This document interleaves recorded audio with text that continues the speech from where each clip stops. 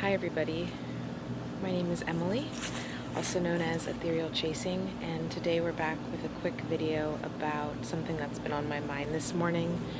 I just took a cold shower and was thinking about fear and how it can destroy human lives when it's not even real. And I wanted to find the words in order to explain this concept in a video, so that's what this is.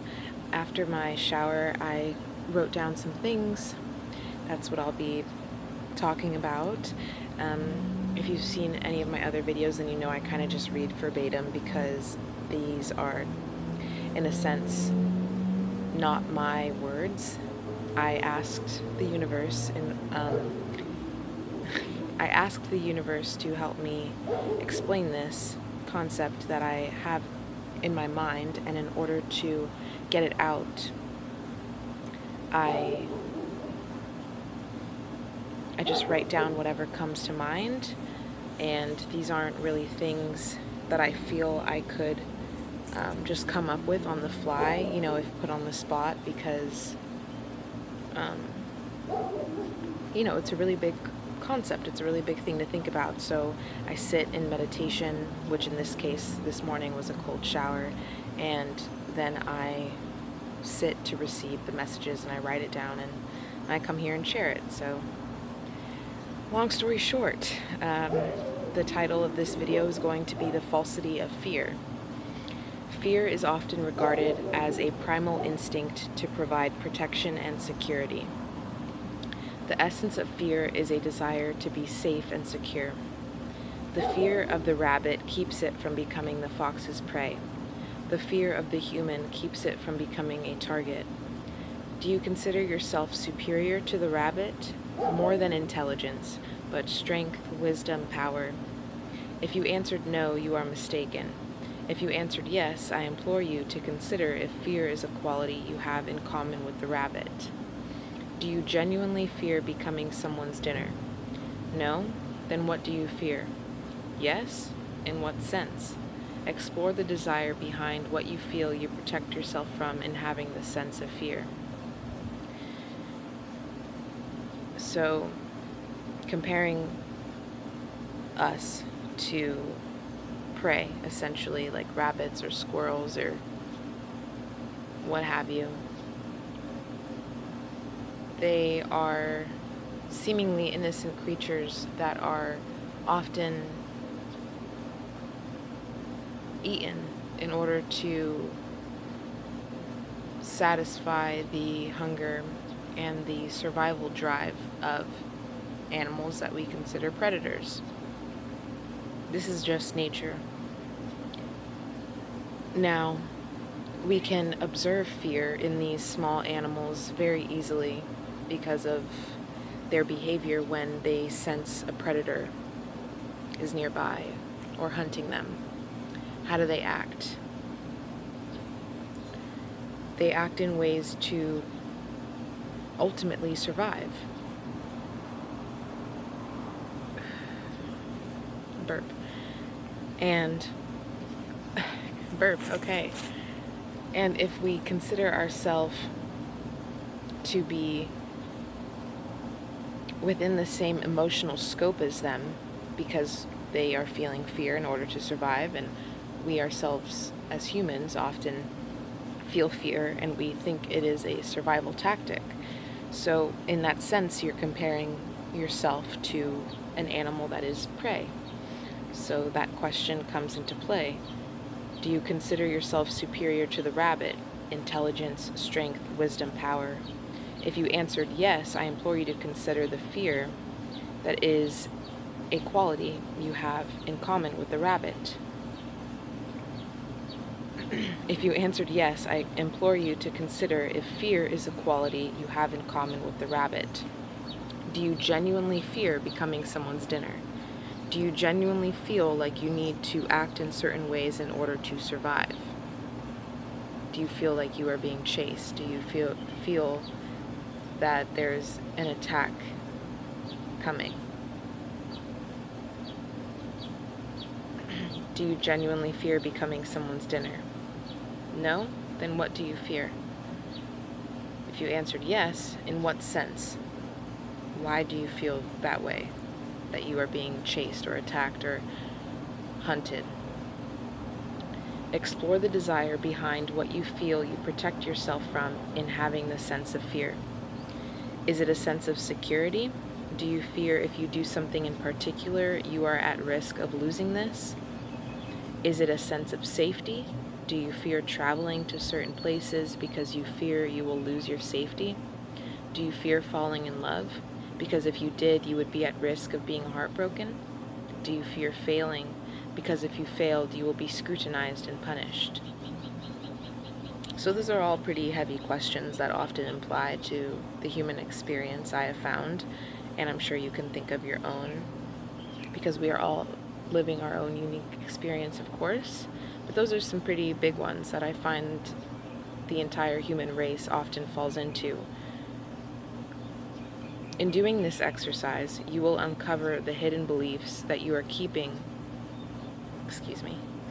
In doing this exercise, you will uncover the hidden beliefs that are keeping you in the cage of fear-based reality. What is fear-based reality? A reality that you created purely out of fictional scenarios and projected non-truths. So yes, I said you created it because nobody has influence on your reality as it stands. As you are watching this, you are clearly intelligent and old enough to hear this message, so you are capable of understanding that you are currently creating the life that you are living. It's a reality that you possibly created out of fictional scenarios and projected non-truths. So people telling you that life has to look a certain way, or you making up in your mind something bad is going to happen if you make a certain decision. This is all within the same scope of being in a fear-based reality. When we uncover these beliefs that lurk in the shadows, pretending to be our protection and safety net, we clearly see the original story that was told to us from unconscious awareness. Unconscious awareness being the people that we grew up around, the people that raised us, the people that we looked to for guidance. They themselves were misguided in one way or another if they projected any certain belief onto you, if they made you feel that you couldn't achieve a certain thing, or if they made you think that life had to be a certain way. Excuse me, I'm just looking at these birds. They decided to huddle up on this tree right in front of me. So I'm going to read that again. I think that's really important that you understand this. When you uncover the beliefs that lurk in the shadows, the things that are pretending to be your protection and your safety net, telling you that it's in your best interest or that they're only doing it to protect you, you will find that there's an original story being told from an unconsciously aware place. Not understanding that you create your reality and that you can do, have whatever it is you truly desire. That is the truth. The reality that you currently reside in is not your own until you take a look at the shadows and put them in the light. The reality you currently reside in is not your own until you take a look at the shadows and put them in the light.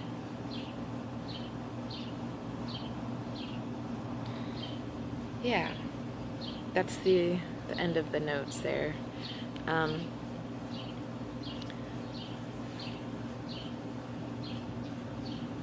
sitting under a lime tree, in case you were wondering.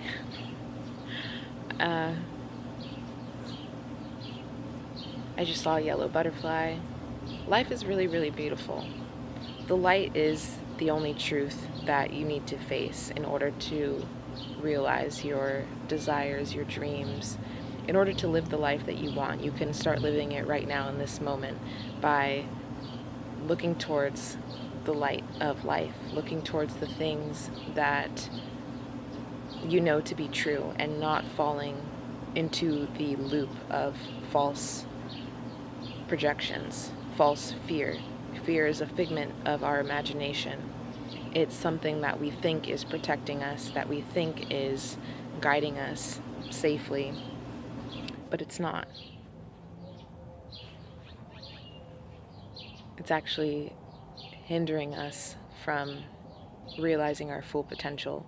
And that's why it's so common to see fear everywhere, because it's the one way that they know how to control.